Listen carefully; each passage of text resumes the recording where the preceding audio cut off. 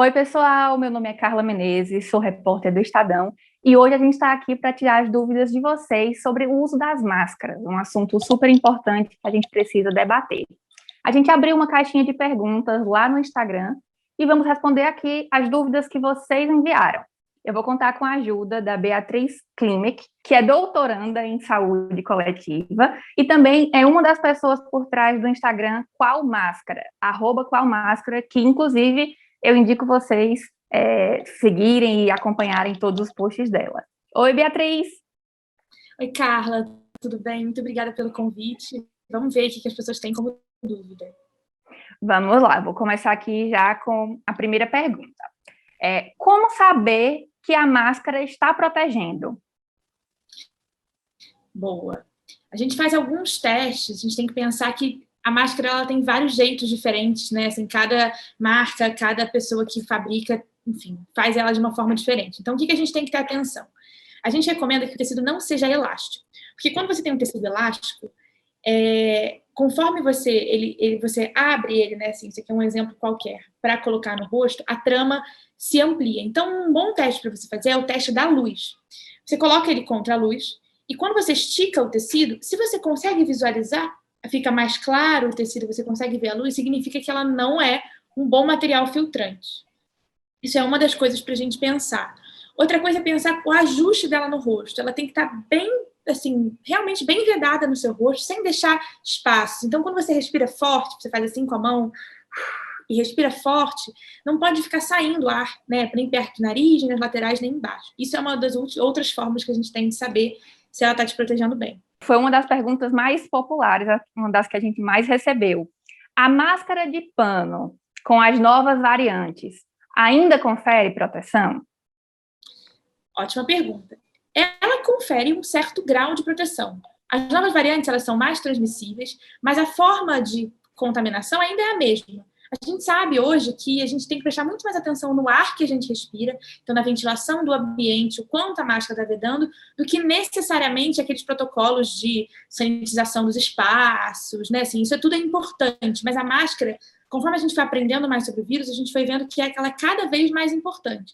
Então, é claro, a máscara de tecido ela continua sendo um aliado, você pode continuar usando a sua máscara, mas a gente agora passou a recomendar uma atenção maior a ela. E se a gente está tendo mais atenção a ela, é para evitar uma máscara de uma única camada, ou tecido elástico, como eu falei, pensar em como que, se você for usar de tecido, como usar a melhor máscara possível. E lembrando, Carla, que essas máscaras têm um tempo de duração, né, máximo, porque conforme você lava uma máscara de tecido, o tecido, né, as fibras vão se abrindo, e aí vai diminuindo a sua proteção.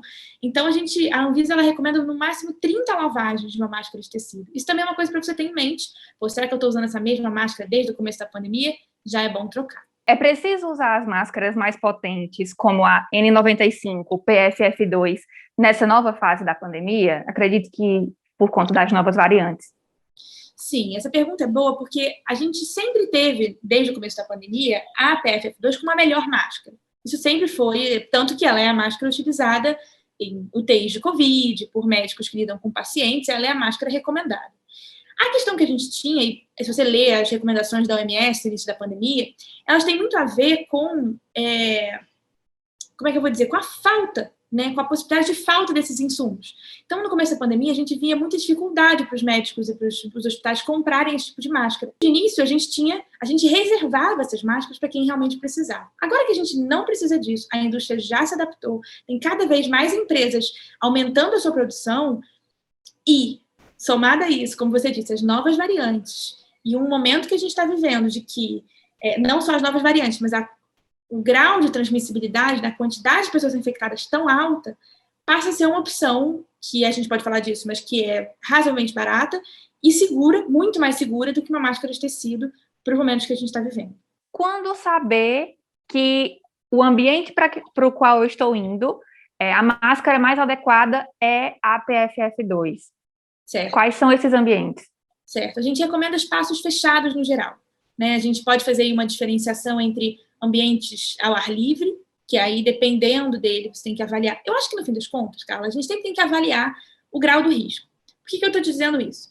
Porque a gente conversa muito também, né, nessas últimas semanas sobre a máscara, e é muito difícil a gente dar uma diretriz clara, do tipo, olha, aqui pode, aqui não pode. Mas a gente tem que estimular as pessoas a entenderem o grau do risco. Então, assim, lugares fechados, ambientes fechados sem ventilação ou com pouquíssima ventilação, são, no geral, os mais perigosos. Então, a gente costuma recomendar o transporte público, porque além de ser fechado, muitas vezes tem uma aglomeração muito grande de pessoas, então a quantidade de pessoas no lugar também é uma coisa para você se atentar. Supermercados, shoppings, né? Enfim, lojas fechadas, se você trabalha num ambiente, salas de aula, se você trabalha o dia todo, são lugares que são adequados para você usar uma PFF2. Sobre a KN95, né? A gente sabe que N95 e PFF2 são equivalentes, mas e a KN95? Qual é a recomendação ou não há recomendação? Ela é diferente? Sim, elas são diferentes. A principal diferença visível dela é que ela tem elásticos atrás das orelhas. Isso, inclusive eu tenho uma aqui, até para demonstrar. Essa aqui é a KN95. O que acontece? A KN95, em 90% dos casos, ela fica muito maior ao rosto do que uma PFF2 normal.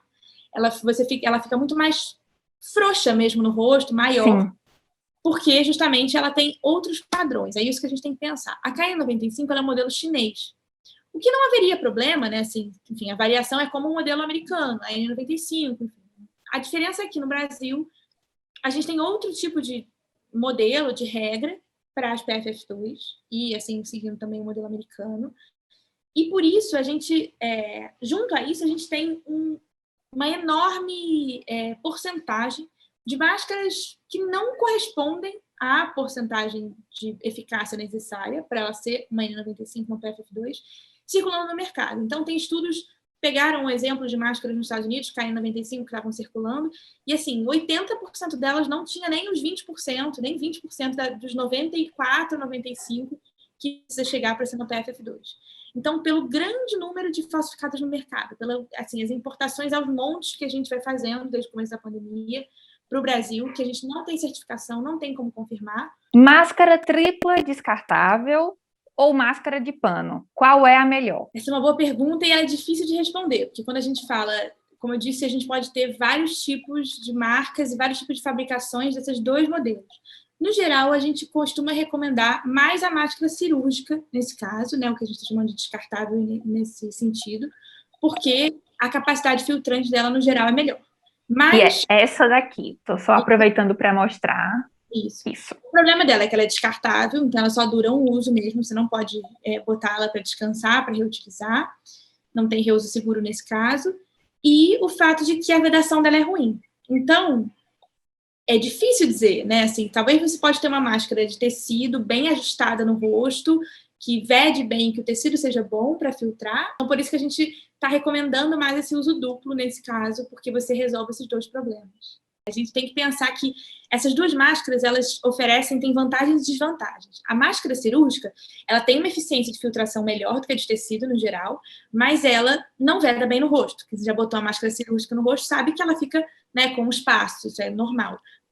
Por sua vez, a de tecido pode até fazer uma boa vedação, mas a capacidade de filtragem dela não é tão boa. Então, quando você combina as duas, nesse esquema que você falou, que é a cirúrgica por baixo e a de tecido por cima, você consegue chegar a quase uma matemática melhor nessa combinação. Elas não se equivalem às PFF2, às N95. Isso é uma outra categoria, outro tipo de máscara. Mas você já, sim, está mais protegido fazendo esse uso duplo, digamos assim. Então, mentalizar que a gente precisa vedar. Tem que estar bem vedado. Acho que a principal mensagem, talvez, seria essa, né? Sim. Bia, eu acho que é isso. Tiramos aqui as principais dúvidas dos nossos leitores.